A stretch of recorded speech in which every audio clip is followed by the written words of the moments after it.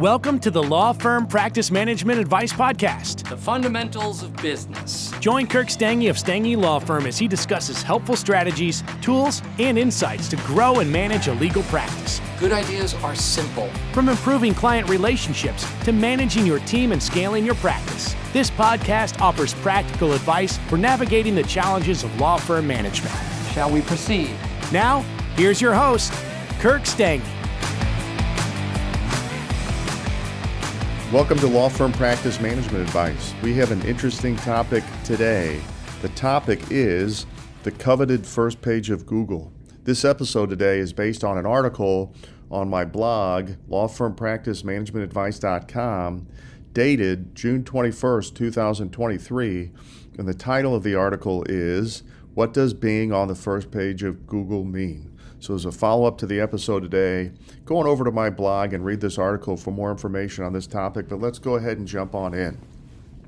Most lawyers and law firms in this day and age aspire to be on the first page of Google.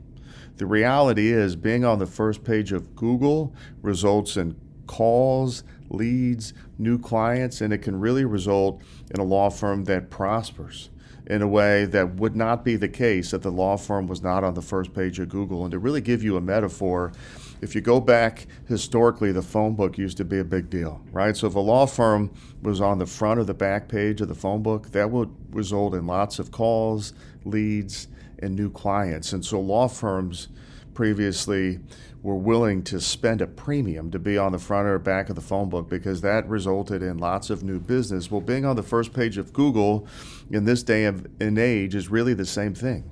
So most law firms that want new cases, that want to scale, that want to grow their practice, they want to be on the first page of Google. And so then, there's lots of marketing companies soliciting law firms all the time, claiming they can get you on the first page of Google.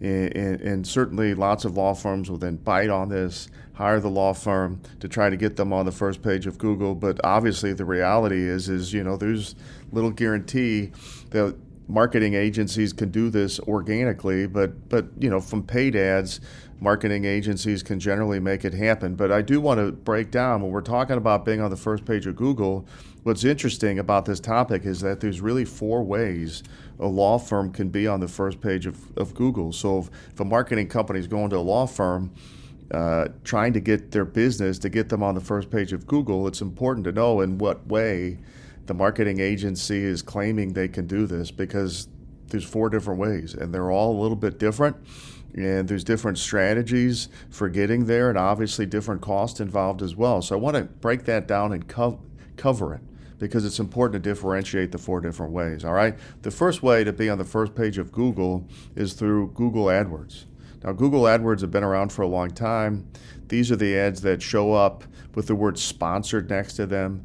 Typically, these ads will be either at the top of the search or the bottom of the search, depending on the browser.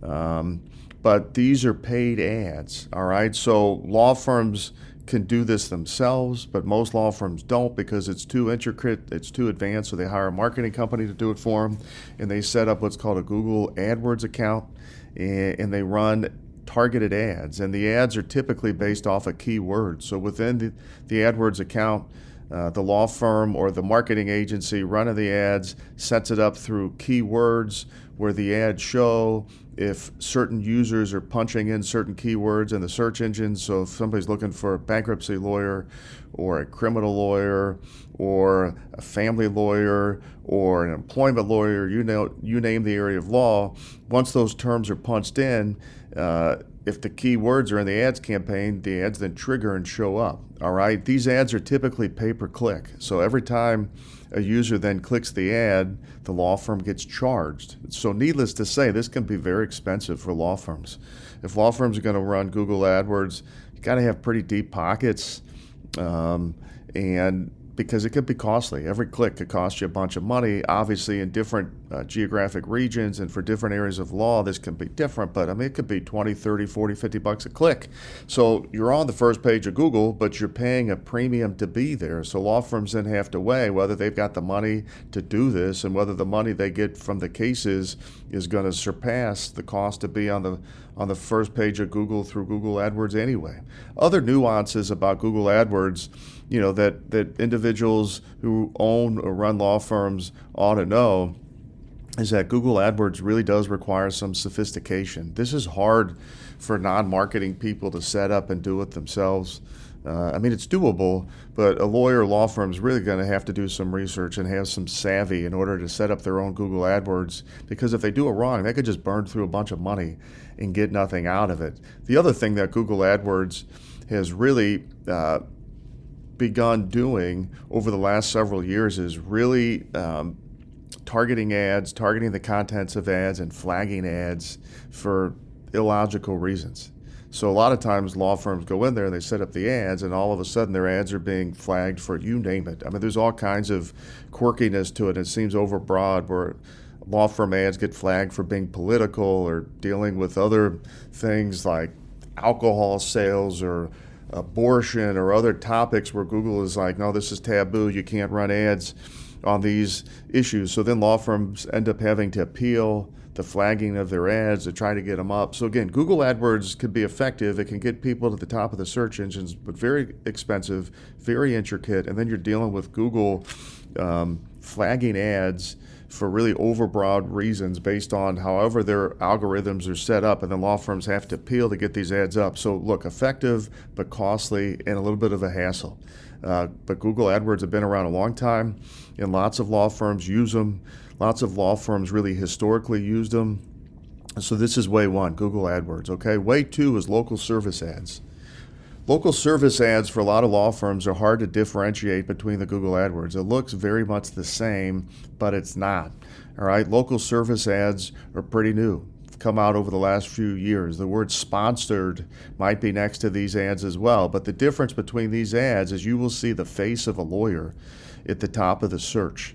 So versus running AdWords where you can run these ads and it's not a lawyer's photo at the top with the ad, the local service ads is really targeted toward highlighting a specific attorney at a firm. So you're going to run these ads, but it's going to have the face of one of your lawyers, and there's not going to be a lot of ability to put text in, custom marketing language or verbiage. It's really just going to be the headshot of the lawyer, and it's going to show the number of Google star reviews. So it might say, 200 reviews, 4.5 stars, and it's got the headshot of the lawyer next to it, okay?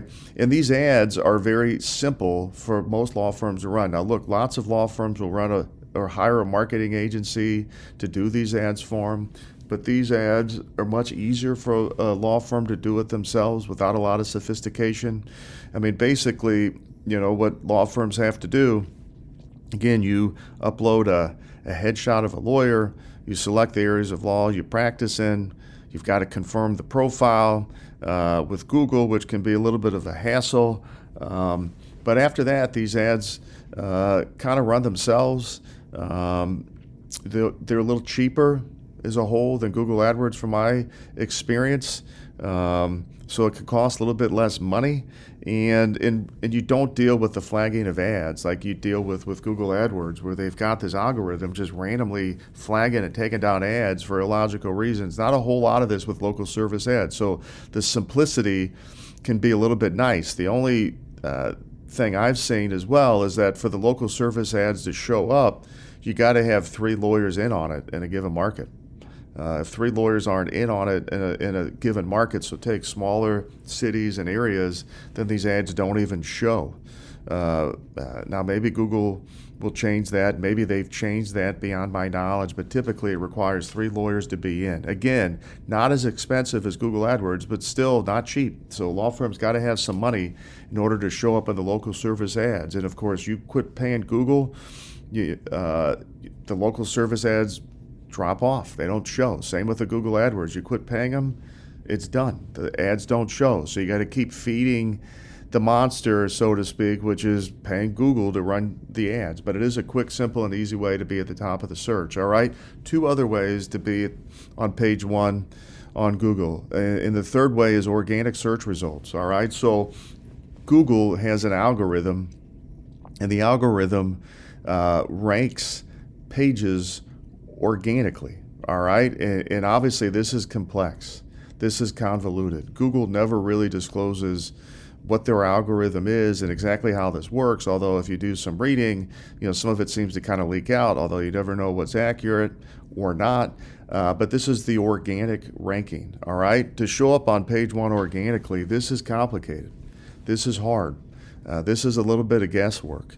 But ultimately, at least from the stuff that's out there on the internet, what Google and the search engines are looking for is good content on your web page. So not shallow, short content. So good, helpful content that readers are going to be enlightened if they happen across it and find it and read the information you have. So having very long, lengthy content is helpful. Having good, rich backlinks from other web pages to your web page can certainly help as well. And by a backlink, we're talking like literally a hyperlink on some other web page that if a user clicks it, it takes them to your web page. So the linking could be from articles. The linking could be from directories that are out there. The linkings could be from videos, podcasts, the content underneath them explicitly, but links. So the more links you have going to your web page, and content-rich links, not spammy links, not links that don't have a whole lot of authority themselves, but rich links, authoritative links that Google likes. And then there's other components to being on page one, like the coding on your web page, which in a lot of ways is very complex and more for your computer designers, the people who design these web pages, but the coding can make a difference. Good web page companies use things called schema markup, which is this code that users don't even see on a web page that helps Google rank it because it tells Google what you're trying to rank for. So having some schema markup on your page can help. And then obviously the longer the web page has been out there, the longer it's been cached in Google, all of this can make a difference, all right? So organic search results. So if a marketing company is saying they can get you on page one on Google organically, you should be a little bit skeptical. That's not easy to do. That's difficult. That takes time. And obviously, the nice thing about it is if you get on page one organically, it doesn't cost you any money per se.